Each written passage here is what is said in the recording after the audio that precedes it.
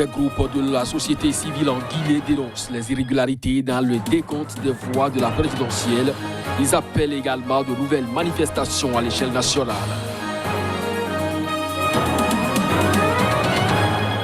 Pierre Buyoya fera appel de sa condamnation à perpétuité. L'ex-président burundais, actuel haut représentant de l'Union africaine pour le Mali et le Sahel, conteste sa condamnation par la justice. Le ministre français des Affaires étrangères, Jean-Yves Le Drian, assure la Tunisie de la solidarité de la France dans la lutte contre l'épidémie de Covid-19. Aussi a-t-il annoncé la livraison d'équipements médicaux à ce pays. Ainsi se présente le sommaire de cette édition. Bonjour à chacun, bonjour à tous et bienvenue. Le Premier ministre du Mozambique a évoqué la situation dans la province de Cabo Delgado. Agostinho do Rosario a affirmé que la situation des déplacés est la raison profonde de cette attaque djihadiste. On l'écoute. Selon l'ONU et des ONG, la sanglante insurrection djihadiste qui ravage la province de Cabo Delgado gagne chaque jour du terrain. Elle a déjà fait plus de 2000 morts dans une zone stratégique pour l'exploitation d'immenses réserves de gaz naturel liquéfié. Le Premier ministre Agostinho do Rosario estime que les déplacés sont une conséquence des attaques terroristes. Les déplacés sont la conséquence des attaques terroristes au Cabo Delgado.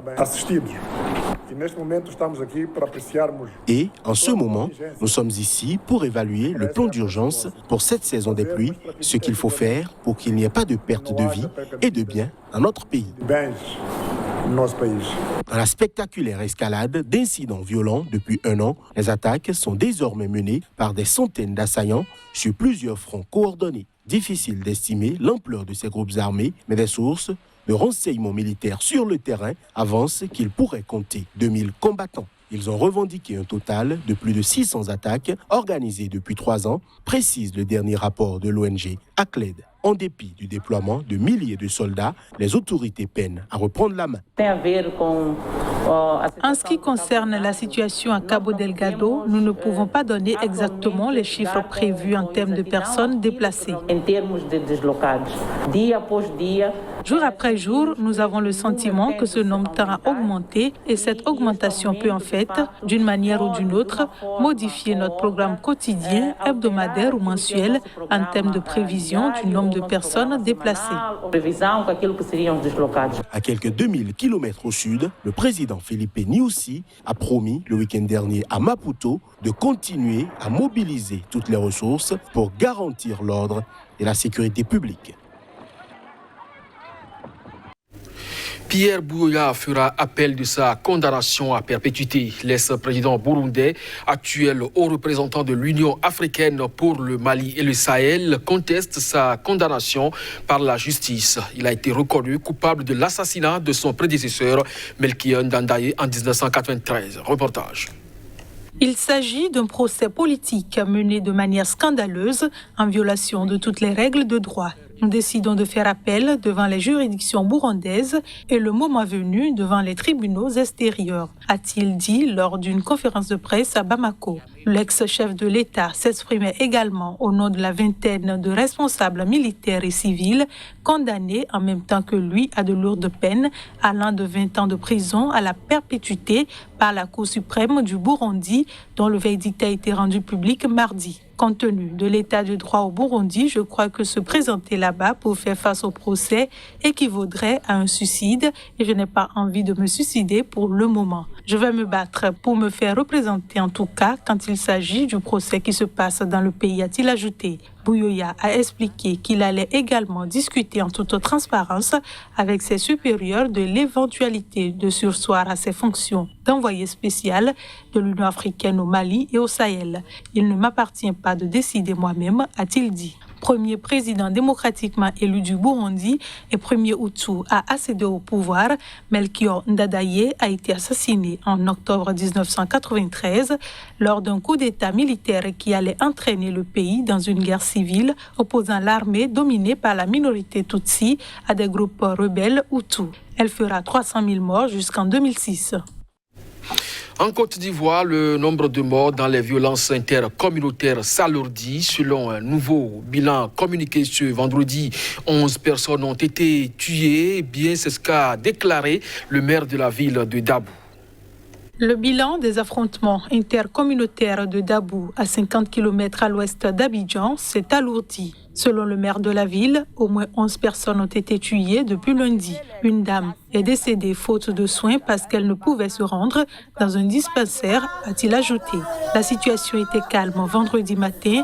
La circulation des camions a repris. La plupart des magasins ont rouvert, a assuré le maire, qui continue les visites dans les villages voisins pour discuter avec les populations. Selon des habitants, les premiers troubles ont commencé lundi et ont dégénéré en affrontements intercommunautaires mardi entre Adioukro, ethnie locale réputée favorable à l'opposition, et Dioula, ethnie du Nord réputée pro-pouvoir. La situation s'est ensuite aggravée avec l'utilisation d'armes automatiques, selon plusieurs témoins. Le maire évoque une milice avec des fusils d'assaut Kalachnikov. Un couvre-feu de 19h à 6h est en vigueur jusqu'à dimanche. Une trentaine de personnes sont mortes depuis le mois d'août dans les violences liées à la présidentielle du 31 octobre. Au pouvoir depuis 2010, le président Alassane Ouattara se présente à un troisième mandat controversé, tandis que les candidatures de plusieurs figures de l'opposition ont été invalidées. Le pays a basculé dans une crise préélectorale avec des explosions de violence dans plusieurs villes de province depuis le mois d'août, 10 ans après la crise post-électorale de 2010-2011, ayant fait officiellement 3000 morts. Je vous le disais en titre, des groupes de la société civile en Guinée continuent de dénoncer les irrégularités dans le décompte des voix de la présidentielle qui devrait créditer le président sortant Alpha Condé de la majorité absolue dès le premier tour. Ce groupe appelle également à de nouvelles manifestations à l'échelle nationale. Les résultats de cette élection présidentielle sont prévus pour ce samedi. Quand même, notre attention a été retenue par des chiffres de certaines localités, notamment Farana, où la CENI annonce un taux de participation de 100,14%. Et en réalité, ces 100,14%-là, cela veut dire que sur les 156 097 personnes inscrites à Farana, il y a eu 156 315 votants, donc soit un surplus de 218 personnes. Nous demandons à la CENI de fournir des explications. De nous fournir vraiment des explications qui permettent de comprendre ces différentes anomalies sur le processus électoral. Le FNDC appelle le peuple guinéen à descendre massivement dans les rues de Conakry en province, dans le seul but d'obtenir le départ du pouvoir de M. Alpha Condé pour retrahir. La directrice de l'Organisation mondiale de la santé pour l'Afrique s'est prononcée ce vendredi. Elle déclare que l'introduction en vue de tests antigénétiques à grande échelle va changer la donne dans la lutte contre la pandémie de Covid-19 sur le continent. L'Organisation mondiale de la santé, OMS, a promis de déployer des nouveaux tests rapides pour diagnostiquer les cas de Covid-19 en Afrique, l'une des régions du monde les moins affectées par la pandémie. Selon un communiqué, ce déploiement va considérablement augmenter la capacité de dépistage et marque un véritable tournant dans la lutte du continent contre la Covid-19, a affirmé l'OMS lors d'une conférence de presse virtuelle depuis Brazzaville, son siège régional pour l'Afrique. Les pays africains se préparent à introduire des tests antigéniques de diagnostic rapide à grande échelle et nous pensons que cela va changer la donne dans la lutte contre le Covid-19. Ces tests rapides de haute qualité contribueront à répondre à l'énorme manque de tests de dépistage en Afrique. Nous avons vu que les pays africains ont été confrontés à un important écart tout au long de la pandémie. Par exemple, le Sénégal a considérablement augmenté sa capacité de dépistage, mais il teste encore 14 fois moins que les Pays-Bas. Le Nigeria teste 11 fois moins que le Brésil. Grâce au dépistage rapide, les autorités peuvent garder une longueur d'avance sur le Covid-19 en intensifiant la recherche active de cas dans des environnements difficiles comme les quartiers urbains surpeuplés et les communautés rurales. Dans de nombreux pays africains, le nombre de tests est réduit limité aux grandes villes et aux voyageurs et le délai d'attente des résultats varie entre 48 heures à plus de 10 jours selon l'OMS. Les nouveaux tests rapides sont faciles à utiliser, moins chers que les tests PCR et fournissent les résultats en 15 à 30 minutes seulement, ce qui permet au pays de décentraliser les tests, estime l'organisation. L'Afrique est l'une des régions du monde les moins touchées par la pandémie, d'après les statistiques officielles. Le ministre français des Affaires étrangères Jean-Yves Le Drian assure la Tunisie de la solidarité de la France dans la lutte contre l'épidémie de Covid-19. Aussi a-t-il annoncé la livraison d'équipements médicaux à ce pays à l'occasion de sa 7e visite à Tunis. Jean-Yves Le Drian a signé avec son homologue Othman Jarandi le versement en 2020 d'une première tranche de 100 millions d'euros dans le cadre d'un plan d'aide triennal annoncé par le président Emmanuel Macron en juin. Mais il a aussi annoncé dans le cadre de la lutte contre la Covid-19 la livraison de 500 000 euros d'équipements, dont des masques, des réactifs pour les tests et 19 respirateurs pour le transfert médicalisé des patients. Notre soutien s'inscrit dans la durée et dans la continuité des engagements pris par le président de la République française en juin dernier à travers l'annonce d'un prêt de politique publique de l'Agence française pour le développement de 350 millions d'euros.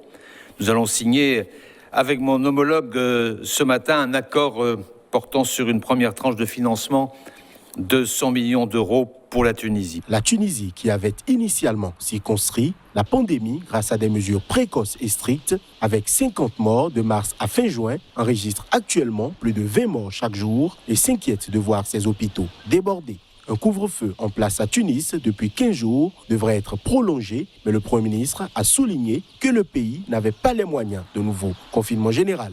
Le Drian a également évoqué avec les dirigeants tunisiens la situation en Libye voisine à quelques jours de la reprise à Tunis d'un dialogue politique libyen sous l'égide de l'ONU. Le rôle des pays voisins est essentiel parce qu'ils sont les premiers concernés par les risques que fait peser cette crise et qui peuvent jouer un rôle stabilisateur auprès des acteurs libyens. Ils ont un intérêt véritable à la stabilisation de la Libye, à la différence des puissances extérieures qui prospèrent sur l'instabilité du pays.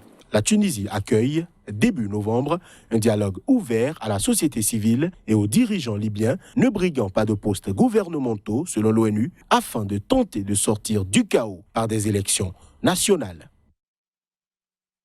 C'est cette information que je referme ce journal. Merci à vous de nous avoir suivis. Très bonne suite de programme Susika. À très bientôt.